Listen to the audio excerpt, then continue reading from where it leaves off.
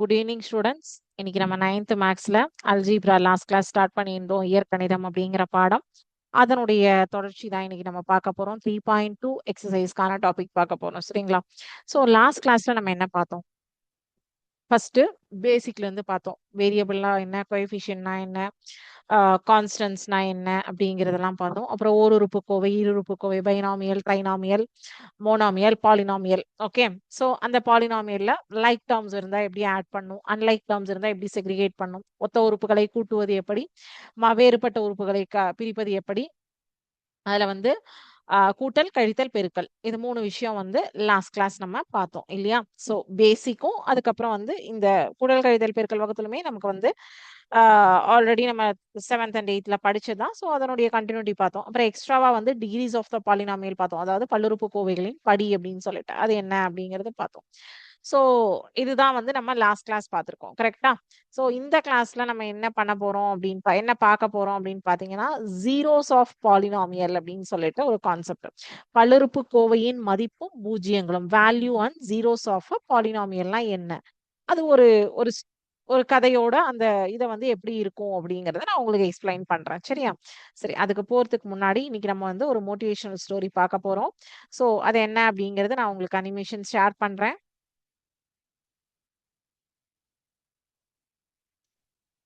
So இப்ப இந்த story பாத்தீங்கன்னா ஒரு 2 விதை இருக்கு. சரிங்களா?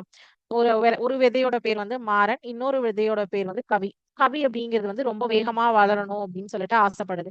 மாறன் வந்து ரொம்ப அமைதியா இருக்கு. அப்படியெல்லாம் எதுவுமே ஆசைப்படல. ரொம்ப அமைதியா வந்து அந்த கவி பண்றத வந்து பார்த்துட்டு இருக்கு. சரியா? 2 விதை வந்து தோட்டத்துல விழுந்து வளரணும் அப்படிங்கிற கண்டிஷன்ல. இதுதான் பாத்தீங்கன்னா மாறன்கிற விதையும், கவிங்கிற விதையும். சோ கவி என்ன பண்ணுது? ரொம்ப ஃபாஸ்ட்டா வளர்ந்து பூ கூட வந்து பூக்க ஆரம்பிச்சாச்சு. அதுல வந்து கவிக்கு ரொம்ப பெருமை. ஆனா மாறன் வந்து அப்படி பண்ணல. அவன் வந்து இங்க பாருங்க, இந்த குட்டியாவே இப்படியே இருக்கான். இன்னுமே வந்து துளிர்க்க கூட இல்ல. சோ ஆனா கவி வந்து பூவே பூத்தாச்சு. ஓகேவா? ரொம்ப ஃபாஸ்ட்டா வளர்ந்து பூக்கள் வந்து பூக்க ஆரம்பிச்சாச்சு. சோ அப்ப வந்து கவிக்கு வந்து ரொம்ப பெருமை தாங்கல. ஆனா மாறன் என்ன பண்ணுதுன்னா, இங்க பாருங்க அண்டர் கிரவுண்ட்ல ரூட் போகுதா? சோ அதனுடைய வேர்களை எல்லாம் வந்து வலுப்படுத்துது. Deep the root search water and strength. அதாவது அது பூமிக்கு கீழே நல்லா ஆழமான வேர்களை ஊன்றி அதுக்கு தண்ணி பதம், போதுமான அளவு சத்து எல்லாத்தையும் சேர்த்துக்குது. பட் வந்து கவிக்கு எதுவுமே சேரல. சும்மா வளர்ந்தாச்சு. ஒரு நாளைக்கு ஒரு பலத்த காத்து பலமா வீசுது. கவிங்கிற மரம் என்னாச்சு? சாஞ்சிடுச்சு. ஆனா மாறன் என்னாச்சு? சாயவே இல்ல. ரீசன் என்னன்னா, மாறனுக்கு வந்து வேரும் தண்ணியும் எல்லாம் நல்லா ஆழமா வந்து ஊன்றிட்டதுனால அதால சாயவே முடியல. கடைசியில மாறன் என்னாராம் அப்படின்னா, ஒரு நாளைக்கு ஒரு பெரிய ஆலமரமா வளர்ந்து, பேனியன் ட்ரீயா வளர்ந்து, எல்லாருக்கும் நிழல் கொடுக்கக்கூடிய ஒரு நல்ல ஒரு விஷயத்த வந்து ஷெல்டர் டு எவ்ரிஒன், எல்லாருக்கும் நிழலும் கிடைச்சது, பாதுகாப்பும் கிடைச்சது. யாரால? மாறனால. ரொம்ப வருஷத்துக்கு அப்புறம், ஒரு 10 வருஷத்துக்கு அப்புறம் கிடைச்சது.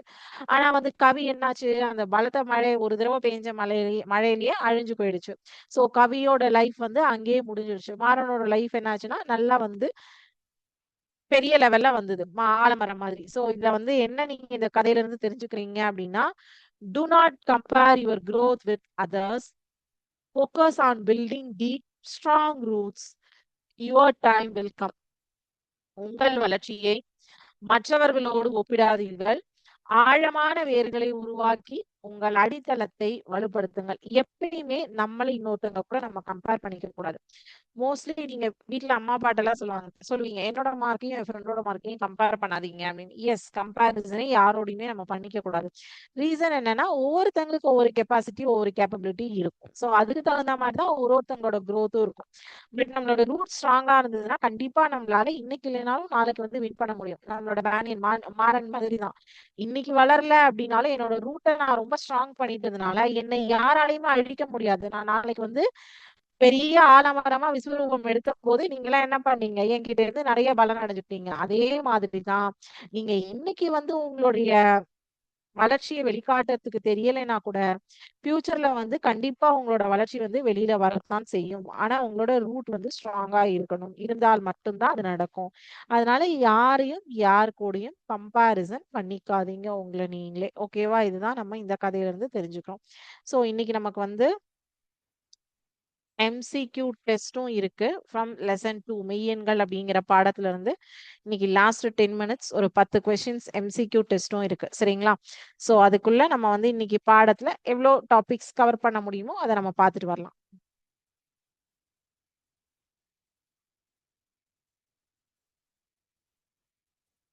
பல்லுறுப்புக்கோவையின் மதிப்பும் பூஜ்ஜியங்களும்.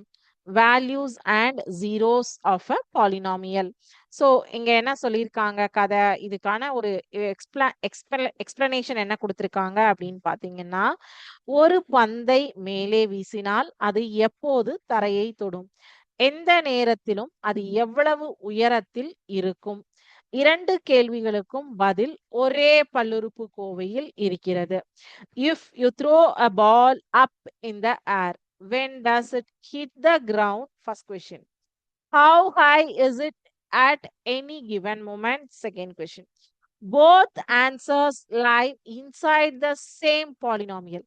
So ஒரு பந்து எப்போ கீழே வந்து தரைக்கு டச் ஆகும், அதே மாதிரி எந்த நேரத்திலையும் அது எவ்வளோ ஹைட்ல இருக்கும்.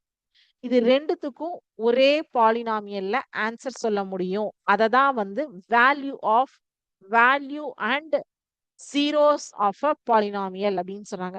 ஸோ இந்த பந்து வீசப்பட்ட கதை பார்த்தீங்கன்னா, கார்த்தி ஒரு பந்தை மேலே நோக்கி வீசுகிறான்.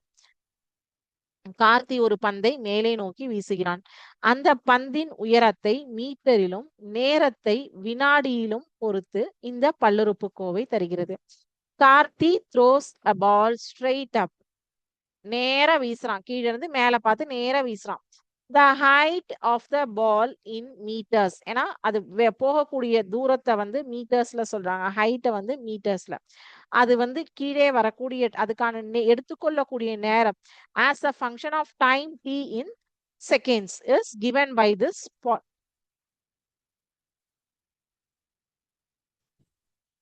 Polynomial. So time hours in time வந்து கொடுத்துருக்காங்க. h of t is equal to minus 5t squared plus 20t. அதாவது இதுக்கான மீனிங் என்னங்கிறது கீழே இருக்கு. t is equal to 1.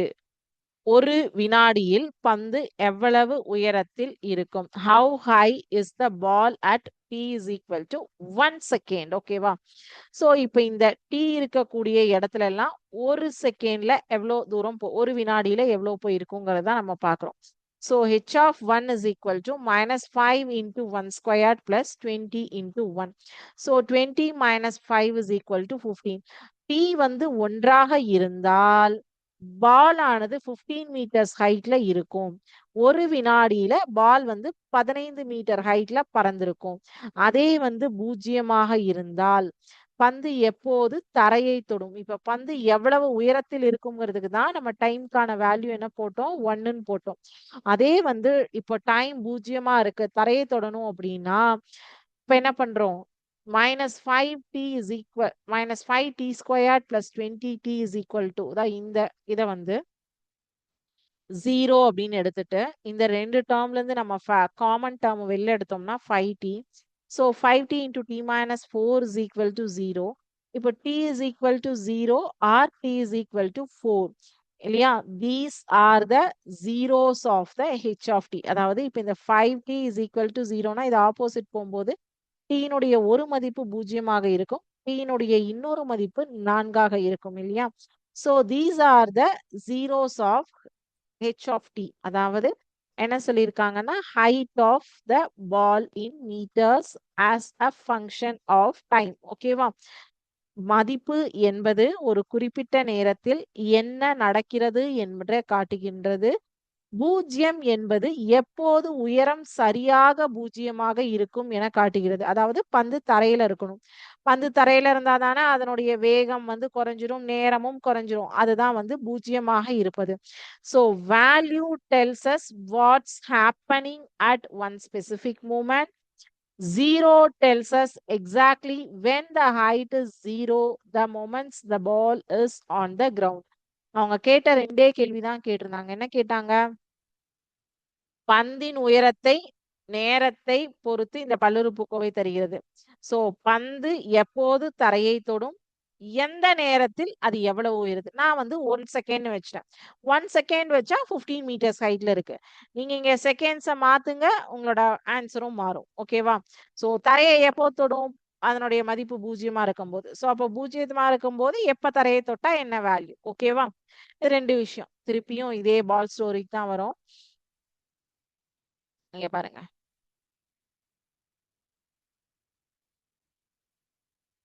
இப்போ t is equal to 0வா இருக்கும்போது என்னாச்சு? பால் தரையில தான் இருந்தது. t is equal to 4ஆ இருக்கும்போதும் பால் தரை t is equal to 0 மற்றும் t is equal to 4 இந்த 2 இதுல வினாடிகளில் பால் ஆனது தரையை தொடுகிறது. இவையே h of t இன் பூஜ்ஜியங்கள். சோ உச்சபட்ச உயரம் வந்து t is equal to 2 பாதி வழியில் கிடைக்கிறது. இங்க தான் வந்து ரொம்ப ஹைட்டுக்கு போகுது. The ball touches the ground t is equal to 0வா இருக்கும்போது இங்க பாத்தீங்க இல்லையா? t னுடைய மதிப்பு 0வா இருந்தாலும் பால் தரையை தொட்டுரும். t னுடைய மதிப்பு 4ஆ இருந்தாலும் பால் தரையை தொட்டுரும். அதே வந்து t னுடைய மதிப்பு 2ஆக இருக்கும்போது அதிகபட்சமான ஹைட்டுக்கு போகுது. Maximum height occurs at t is equal to 2 halfway. இப்ப பாருங்க t is equal to 0 பால் தரையில இருக்கு. இங்க டைமும் மாறும், இதுவும் மாறும், பார்த்துட்டே இருங்க. 4க்கும் பால் வந்து மூவ்மெண்ட் ஆகிறது தெரியுதா? ஓகே. சோ உங்களுக்கு என்ன தெரிஞ்சது? பாலினுடைய வேகம் எவ்வளவுன்னு தெரிஞ்சது. அதனுடைய பல்லுறுப்புக்கோவையின் மதிப்பு 0ஆக இருந்தால் எந்தெந்த மதிப்பிற்கு 0ஆக இருக்கும்ங்கிறதும் தெரிஞ்சது இல்லையா? சரி. இப்போ அடுத்த டாபிக் என்ன பார்க்க போறோம்னா வேல்யூ ஆஃப் பாலினாமியல். இந்த zeros of polynomial and value of polynomial உங்களுக்கு தனித்தனியா கொடுத்திருக்காங்க. சரியா? பார்க்கலாமா? P of x என்ற பல்லுறுப்புக்கோவையில் x-க்கு பதிலாக ஒரு எண் a-வை பிரதியிட்டு கிடைக்கும் எண் P of a. x is equal to a will P of x இன் மதிப்பு எனப்படும். நான் எக்ஸ்பிளைன் பண்றேன். If we substitute a number a in a place of x in the polynomial P of x, the result is called P of a. The value of P of x at x is equal to a. இப்போ இங்க பாத்தீங்கன்னா Pங்கிறதுக்கு பதிலா f of y அப்படின்னு ஒரு polynomial கொடுத்திருக்காங்க. அந்த பாலினாமியல்ல y இருக்கிற பிளேஸ்ல 1 சப்ஸ்டிடியூட் பண்ணா என்ன மதிப்பு வரும்? -1 சப்ஸ்டிடியூட் பண்ணா என்ன மதிப்பு வரும்? 0 சப்ஸ்டிடியூட் பண்ணா என்ன மதிப்பு வரும்? அதாவது வேல்யூ ஆஃப் த பாலினாமியல். ஒரு பல்லுறுப்புக்கோவைக்கு மதிப்பை கண்டறிவது எப்படி? சரி, ஒரு பல்லுறுப்புக்கோவை இங்க கொடுத்திருக்காங்க. இந்த பல்லுறுப்புக்கோவையில அந்த வேரியபிள் இருக்கிற இடத்துல ஒரு வேரியபிளுக்கும் என்ன நம்பர் சப்ஸ்டிடியூட் பண்ணா என்ன ஆன்சர் கிடைக்கும் அப்படிங்கிறது தான் value of the polynomial calculation அப்படின்னு சொல்லுவோம். ஓகேவா? ஒரு பாலினாமியல் இருக்கும். அந்த பாலினாமியல்ல இருக்கிற வேரியபிளுக்கு வேல்யூஸ் கொடுத்தா அந்த பாலினாமியலுடைய வேல்யூ என்ன அப்படின்னு ஐடென்டிஃபை பண்றதுக்கு பேர் தான் வேல்யூ ஆஃப் த பாலினாமியல் அப்படின்னு சொல்றாங்க. ஓகேவா? சரி, இப்போ நான் வந்து என்ன பண்றேன்? f of y is equal to 6y minus 3y squared plus 3 அப்படின்னு இருக்கு. அதுல நான் வந்து ஃபர்ஸ்ட் வேல்யூ எனக்கு 1 சப்ஸ்டிடியூட் பண்ண சொல்லியிருக்காங்க. y இருக்கிற எல்லா பிளேஸ்லயும் நான் 1 சப்ஸ்டிடியூட் பண்ணனா எனக்கு 6 அப்படிங்கிற ஆன்சர் கிடைக்கும். y இருக்கிற எல்லா பிளேஸ்லயும் ரெண்டாவது மதிப்பு -1 சப்ஸ்டிடியூட் பண்ண சொல்லியிருக்காங்க. அப்படி பண்ணும்போது எனக்கு -6 என்ற விடை கிடைக்கும். y இருக்கிற பிளேஸ்ல எல்லாம் 0 சப்ஸ்டிடியூட் பண்ண சொல்லியிருக்காங்க. அப்படி பண்ணோம்னா எனக்கு ஆன்சர் 3ன்னு கிடைக்கும். இந்த எக்ஸாம்பிள நோட் பண்ணிக்கோங்க.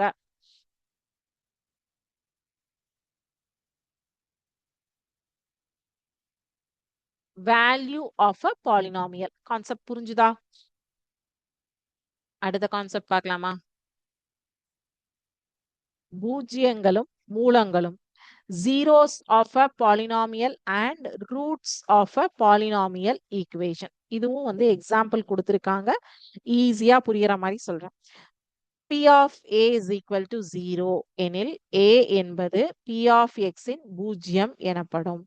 P of X is equal to 0 எனும் சமன்பாட்டை தீர்க்கும் போது கிடைக்கும் X இன் மதிப்புகள் அந்த சமன்பாட்டின் மூலங்கள் எனப்படும். இவை இரண்டும் ஒன்றுதான். If P of A is equal to 0, then A is called a 0 of P of X.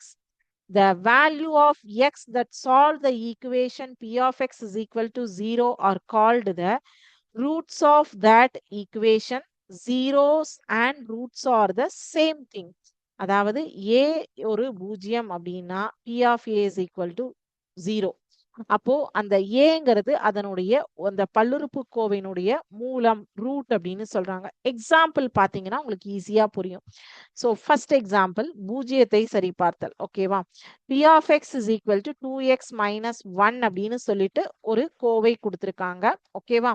ஒரு எக்ஸ்பிரஷன் அல்ஜீப்ராயிக் எக்ஸ்பிரஷன் கொடுத்துருக்காங்க.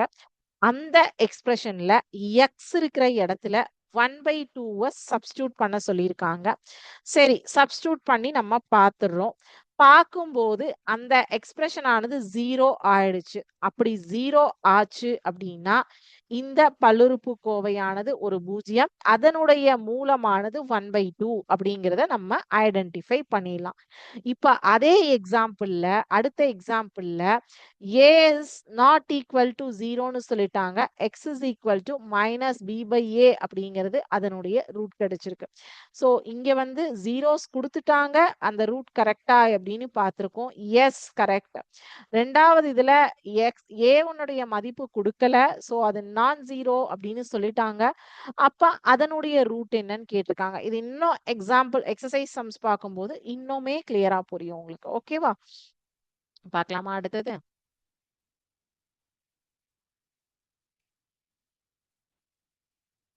இது வந்து உங்களுக்கு ஈஸி தான். p of x is equal to ax squared plus bx plus c இன் குணகங்களை மாற்றி வரைபடத்தையும் பூஜ்ஜியங்கள் x அச்சை தொடும் ஒரு குறிப்பிட்ட x இன் மதிப்பையும் பாருங்கள்னு சொல்லியிருக்காங்க. நான் minus x square plus 4x constant value வந்து 0ன்னு கொடுத்துருக்கேன். So x is equal to 1ன்னு சொல்லியிருக்கேன். நான் எடுத்திருக்கக்கூடிய பல்லுறுப்புக்கோவை வந்து இதுதான். எக்ஸோட வேல்யூ வந்து 1 சப்ஸ்டியூட் பண்ணலான்னு நான் சொல்லியிருக்கேன். ஸோ சப்ஸ்டியூட் பண்ணும்போது எனக்கு 0ங்கிற பிளேஸ்லையும் 4 அப்படிங்கிற பிளேஸ்லையும் தான் எனக்கு பூஜ்ஜியங்கள் கிடைக்கின்றது. இங்க பாத்தீங்கன்னா இந்த 2 ரெட் மார்க் இருக்கு இல்லையா? இந்த 2 பாயிண்ட் தான் வந்து எனக்கு பூஜ்ஜியம். இது நான் உங்களுக்கு மேல ஒரு எக்ஸாம்பிள் காமிச்சேன் இல்லையா? அதுதான். இப்ப நான் எக்ஸுக்கு வேற வேற மதிப்பை சப்ஸ்டியூட் பண்றேன். சப்ஸ்டியூட் பண்ணும்போது என்னுடைய அந்த உச்சபட்ச மதிப்பு வந்து பாத்தீங்க அப்படின்னா என்ன ஆகுதுன்னா சேஞ்ச் ஆகுது. பாத்தீங்களா? என்னுடைய அந்த கிரீன் பாயிண்ட் வந்து சேஞ்ச் ஆயிட்டே வருது. கரெக்டா? சரி, ஓகே. நான் இன்னும் வந்து என்ன பண்றேன்னா, இங்க இதுக்கெல்லாத்துக்கும் நான் நம்பரே மாத்துறேன். நீங்க இந்த வரைபடத்திலேயே சேஞ்சஸ் பார்ப்பீங்க. பாருங்க. நான் -1 +1 மாத்தினோன்ன எக்ஸினுடைய மதிப்பு 2 தான் குடுத்திருக்கேன். அத நான் மாத்தல. குடுத்தோன்ன எனக்கு என்ன ஆகுதுன்னா, ஜீரோஸ் வந்து எந்த பிளேஸ்ல டச் ஆகுதுன்னா, -4க்கும் 0க்கும் டச் ஆகுது. சரி.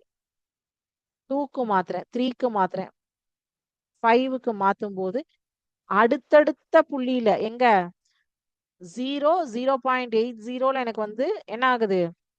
பக்கத்துல வருது. சரி இத நான் ஜாஸ்தி பண்றேன். இப்ப என்ன ஆகுது? சரி கான்ஸ்டன்ட்க்கு வேல்யூ குடுத்து பார்க்கிறேன். சோ இந்த வேல்யூவ நெகட்டிவ்ல கொண்டு வரேன். இமேஜ்ல சேஞ்சஸ் தெரியுதா உங்களுக்கு? ஃபுல்லா தெரியுதா இமேஜஸ்ல சேஞ்சஸ் வந்து இந்த சிமுலேஷன்ல? சோ பல்லுறுப்புக்கோவையின் எந்த மதிப்பிற்கு 0 வரும் அப்படிங்கிறது நம்ம என்ன பண்றோம்? சோதனை ஓட்டம் பார்த்திருக்கோம். வளைவரை x அச்சு 2 இடங்களில் தொடுகிறது. அதனால் 2 பூஜ்ஜியங்கள் உள்ளன. ஓகேவா?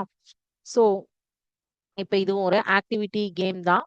இந்த ஆக்டிவிட்டி கேமும் குவிஸும் எக்ஸசைஸ் ப்ராப்ளமும் நம்ம என்ன பண்றோம்னா அடுத்த கிளாஸ்ல பார்க்குறோம். பிகாஸ் இந்த ஆக்டிவிட்டி கேம் கூட பார்த்துடலாம். பார்த்ததுக்கு அப்புறம் எக்ஸசைஸ் ப்ராப்ளம் வந்து நம்ம அடுத்த கிளாஸ்ல பார்த்துலாம். ஒரு வளைவரை காட்டப்படும். அது எக்ஸ் அச்சை எத்தனை இடங்களில் தொடுகின்றது? சோ இப்ப இந்த பிக்சர் பாருங்க. 1 எங்கெல்லாம் எக்ஸ் அச்சை டச் பண்ணுதுன்னு மட்டும் பாருங்க. பூஜ்ஜியத்துல வந்து எக்ஸ் அச்சை டச் பண்றது. அடுத்தது 1 இருக்கும்போது எக்ஸ் அச்சை டச் பண்ணல. அடுத்தது ஓகே. சோ 2ஆ இருந்தாலும் எக்ஸ் அச்சை டச் பண்ணல. So quiz and exercise problem. ஏன்னா எக்ஸசைஸ் ப்ராப்ளம் உங்களுக்கு நிறைய கொஸ்டின்ஸ் கொடுத்துருக்கோம். ஏன்னா அந்த எக்ஸசைஸ்ல நமக்கு நிறைய கேள்வி இருக்கு. மொத்தம் 6 கேள்வி இருக்கு. எல்லாத்துலயுமே 2, 3 சப்டிவிஷன்ஸும் இருக்கு. ஸோ அதனால என்ன பண்றோம்னா இதே டாபிக் நம்ம நெக்ஸ்ட் கிளாஸ்லயும் கண்டினியூ பண்ணுவோம். ஓகேவா?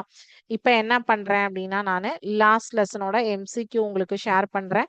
நீங்க அதுக்கான ஆன்சர்ஸ் வந்து உங்களோட பேப்பர்ல எழுதுங்க. ஓகேவா? பேப்பர்ல உங்களோட நேம், கிளாஸ், ஸ்கூல் எல்லாமே மென்ஷன் பண்ணி ஆன்சர்ஸ் தமிழ் மீடியம் தமிழ்ல, இங்கிலீஷ் மீடியம் இங்கிலீஷ்ல கைப்பட எழுதணும். ஸோ ஃபர்ஸ்ட் கொஸ்டின்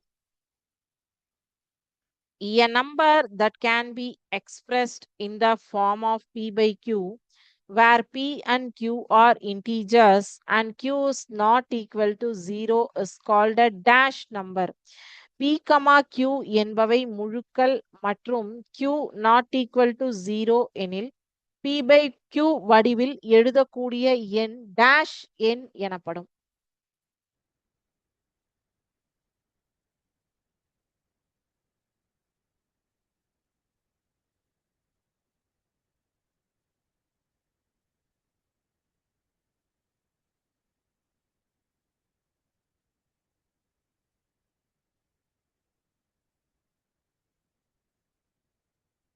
ரெண்டாவது கொஸ்டின் போலாமா?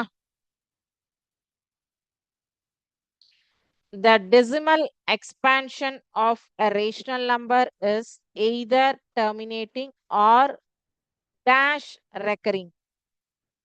ஒரு விகிதமுறு எண்ணின் தசம விரிவானது முடிவுறு தசமமாக அல்லது dash சுழல் தசமமாக இருக்கும். யோசிச்சு ஆன்சர் எழுதுங்க இதுக்கு.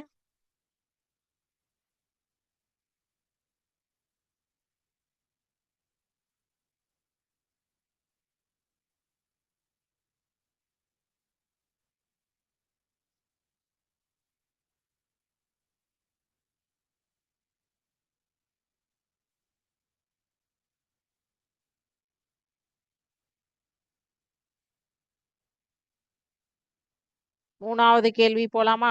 சோ செகண்ட் கொஸ்டினுக்கு ஆன்சர் எழுதிருப்பீங்கன்னு நினைக்கிறேன். தேர்ட் கொஸ்டின் போலாமா?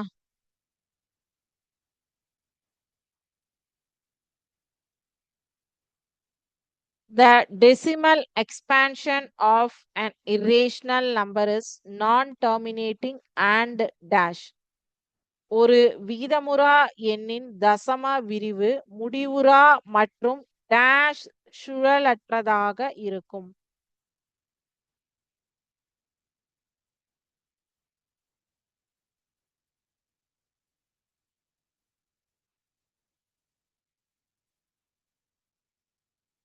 மூணாவது கேள்வி.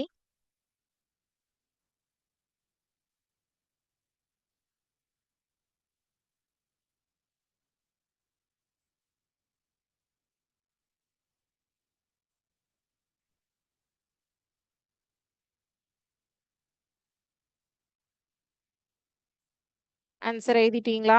சோ ஃபோர்த் கொஸ்டின் போலாமா?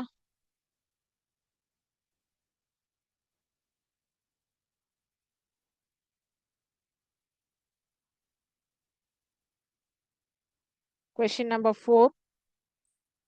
The collection of all rational numbers and irrational numbers together forms the set of dash numbers. அனைத்து விகிதமுறு விகிதமுறு மற்றும் விகிதமுறா எண்களின் தொகுப்பு dash எண்கள் எனப்படும். The collection of all rational numbers and irrational numbers together forms the set of dash numbers.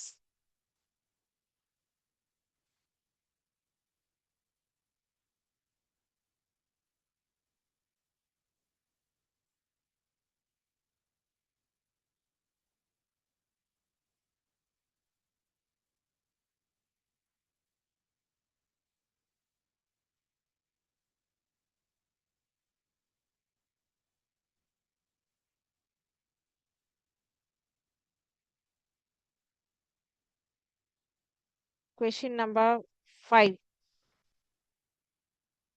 The radical expression nth root of a, the number n is called the dash of the radical.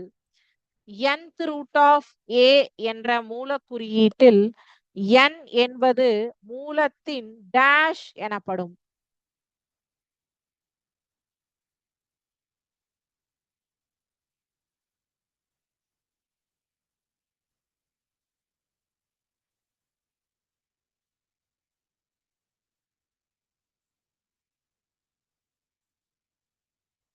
எழுதிட்டீங்களா?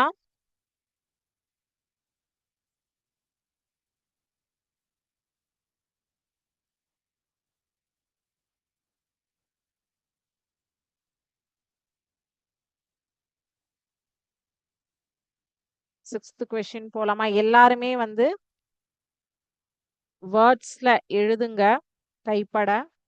So Tamil medium தமிழ்ல, English medium இங்கிலீஷ்ல. Just numbers எல்லாம் வந்து போட்டு வைக்காதீங்க. இப்ப 5 அப்படின்னா ஐந்து அப்படின்னு எழுதுங்க. 5 FIV5 அப்படின்னு சொல்லிட்டு. 6வது கேள்வி. An irrational root of a rational number is called a dash. ஒரு விகிதமுறு எண்ணின் விகிதமுறா மூலம் டேஷ் எனப்படும். விகிதமுறு எண்ணின் விகிதமுறா மூலம் டேஷ் எனப்படும்.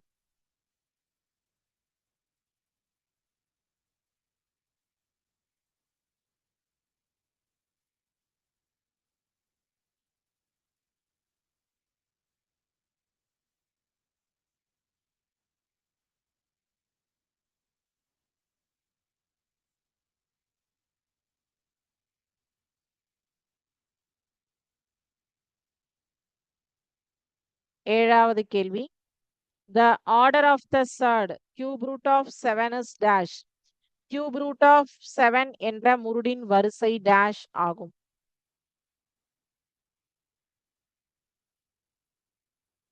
Cube root of 7 என்ற முருடின் வரிசை டேஷ் ஆகும்.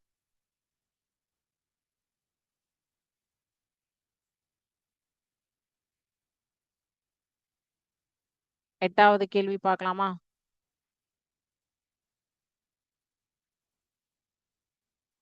The rationalizing factor of root a plus root b is dash. root a plus root b என்பதன் விகிதப்படுத்தும் காரணி டேஷ் ஆகும். root a plus root b என்பதன் விகிதப்படுத்தும் காரணி டேஷ் ஆகும்.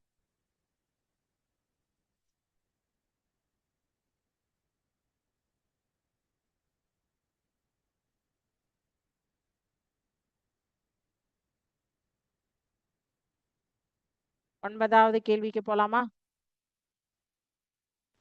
A number written in scientific notation is expressed in the form a into 10 to the power n, where a is 1 and dash and n is an integer. அறிவியல் குறியீட்டில் ஒரு எண் a into 10 n என்ற வடிவில் எழுதப்படுகின்றது. இங்கு a 1 மற்றும் வேறேதோ ஒரு நம்பருக்கு இடைப்பட்ட ஒரு எண். n ஒரு முழுக்கள் ஆகும். அந்த எண் எந்த எண் அப்படின்னு எழுதுங்க.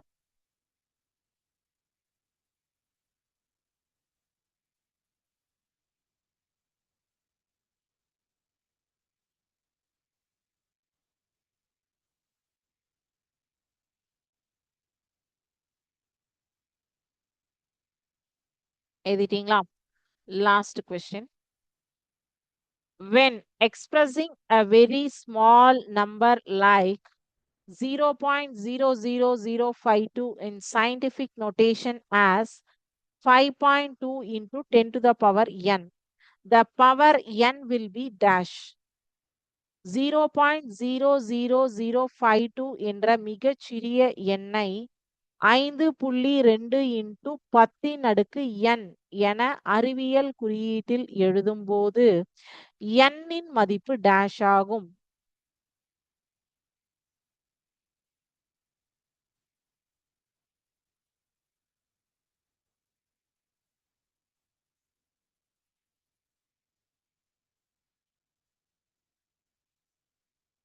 ஸோ 10 கேள்விகளுக்கும் சரியாக ஆன்சர்ஸ் எழுதியிருப்பீங்கன்னு நம்புறேன். அதே மாதிரி இன்னைக்கு நம்ம வந்து value and zeros of the polynomial பார்த்தோம்.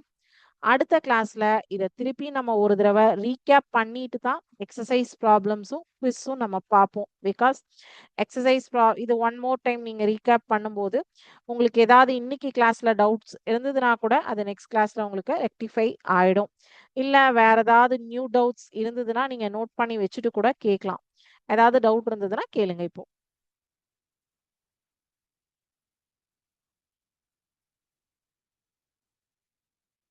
ஓகே, டவுட் எதுவும் இல்லை அப்படின்னா நம்ம இதோட இன்னைக்கு கிளாஸ் கம்ப்ளீட் பண்ணிக்கலாம்.